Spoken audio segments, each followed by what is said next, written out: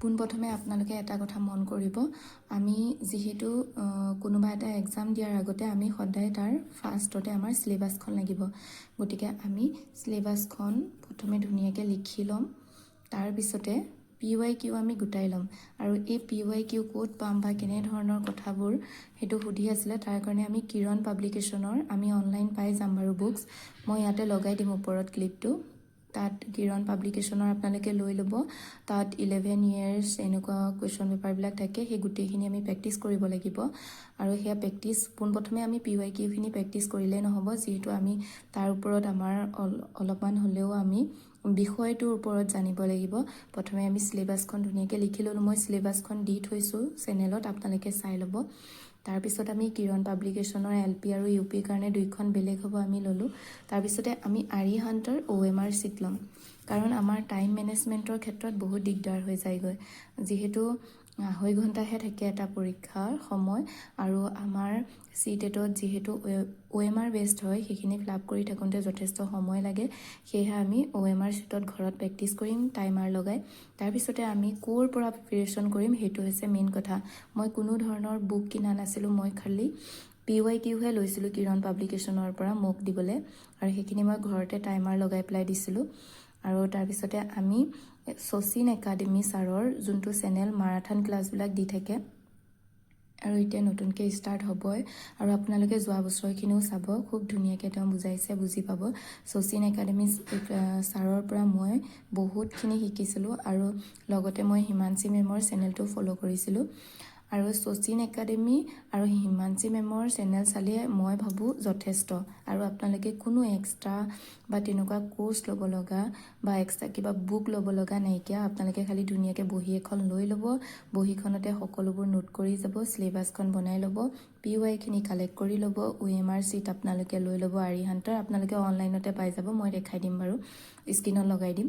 তাৰপিছতে আপোনালোকে UPৰ কাৰণে কি কৰিব, UPৰ কাৰণে আপোনালোকে ছ'চিয়েল ছায়েন্সৰ কাৰণে আপোনালোকে ছানী ছাৰৰ চেনেলটো আপোনালোকে চাব। ছানী ছাৰে খুব ধুনীয়াকৈ বুজাইছে, আমাৰ NCERT যি বিষয়বস্তু আছে সেইখিনিৰ ওপৰত বুজাইছে। অৱশ্যে মই NCERT বুকছো লৈছিলোঁ বাৰু, কিন্তু তেওঁ ক্লাছবোৰ চাব লগা হৈছিলে। তেওঁ খুব সুন্দৰকৈ বুজাইছে। আৰু এটা কথা, আপোনালোকে যেতিয়াই OMR চিটত PYQবোৰ প্ৰেক্টিচ কৰিব, তেতিয়াই আপোনালোকে মোবাইলত বা ঘড়ীত আপোনালোকে টাইমাৰটো লগাই ল'ব। আপোনালোকে আমাৰ যিহেতু 2 hours 30 minutes হয়, গতিকে সেইটো হিচাপত আপোনালোকে টাইমাৰটো লগাই ল'ব, আৰু সেইমতে কৰি যাব। আপোনালোকে প্ৰথমে আপোনালোকৰ বেছি সময় লাগিব, তাৰপিছত আকৌ নেক্সট বাৰ যেতিয়া বেলেগ এখন পেপাৰ চেষ্টা কৰিব তেতিয়া কম লাগিব। এনেকৈ আপোনালোকে তাত মানে গম পাব যে আপোনালোকৰ এটা এটা পৰ্চনত কিমান টাইম খাইছে। গতিকে সেইটোৰ পৰা আপোনালোকৰ টাইম মেনেজমেণ্টত যথেষ্ট সহায় হ'ব, আৰু আপোনালোকে তাত ধুনীয়াকৈ সময়ৰ 5 মিনিটমানৰ আগতে আপোনালোকৰ কৰি হৈ যাব।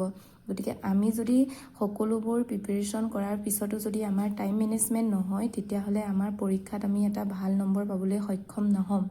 গতিকে আপোনালোকে OMR চিটত ঘৰত টাইমাৰ লগাই প্ৰেক্টিচ কৰাটো খুব প্ৰয়োজন। গতিকে মই OMR চিটখন ওপৰত লগাই দিম, আপোনালোকে অনলাইন পাই যাব ফ্লিপকাৰ্টত। এইখিনি প্ৰিপেৰেশ্যনৰ জৰিয়তে মই এটা ভাল নম্বৰ লৈ পেলাই মই লোৱাৰ প্ৰাইমেৰী এছিষ্টেণ্ট টিচাৰ হিচাপে নিযুক্তি পাবলৈ সক্ষম হ'লোঁ। মই 12 মাৰ্চত নিযুক্তি লাভ কৰিছোঁ। গতিকে আশা কৰোঁ আপোনালোকেও আহি থকা দিনবোৰত আপোনালোকৰো সপোনবোৰ সফল হওক। গতিকে পঢ়া শুনাত লাগি যাওক। আশা কৰোঁ মোৰ এই ভিডিঅ'টোৱে আপোনালোকক অলপ হ'লেও সহায় কৰিছে। গতিকে আপোনালোকে পঢ়া শুনা কৰি যাওক। যিহেতু মই এগৰাকী গৃহিণী হৈও পাৰিছোঁ, গতিকে আপোনালোকেও পাৰিব। আৰু সময় কাৰো বাবে ৰৈ নাথাকে, সেয়েহে আপোনালোকে আজি পঢ়িম কাইলৈ পঢ়িম এনেকৈ ৰৈ থাকিলে সময়বোৰ গৈ থাকে। আপোনালোকে পাৰিলে আজিৰ পৰাই আৰম্ভ কৰি দিয়ক। মই যিহেতু প্ৰাইভেট স্কুল এখনতো কৰ্মৰত হৈ আছিলোঁ, তাৰ মাজতো ঘৰৰ কাম বন আছিলে, তাৰ মাজতো সময় উলিয়াই নিজৰ পঢ়া শুনাখিনি কৰি পেলাই আজি যিহেতু সফল হ'ব পাৰিছোঁ সৰুকৈ হ'লেও, গতিকে আপোনালোকেও পাৰিব। আশা কৰোঁ আপোনালোকৰ আহি থকা এক্সামবোৰ ভাল হওক। আজিলৈ আহিছোঁ, ধন্যবাদ। আৰু আপোনালোকে যদি মোৰ চেনেলটো চাই কিবা অকণমান যদি সহায় হোৱা বুলি ভাবে, লাইক কৰি দিব আৰু ছাবস্ক্ৰাইব কৰি দিব মোৰ চেনেলটো। আৰু কিবা যদি জানিব লগা থাকে কমেণ্ট কৰি জনাব। আজিলৈ আহিছোঁ।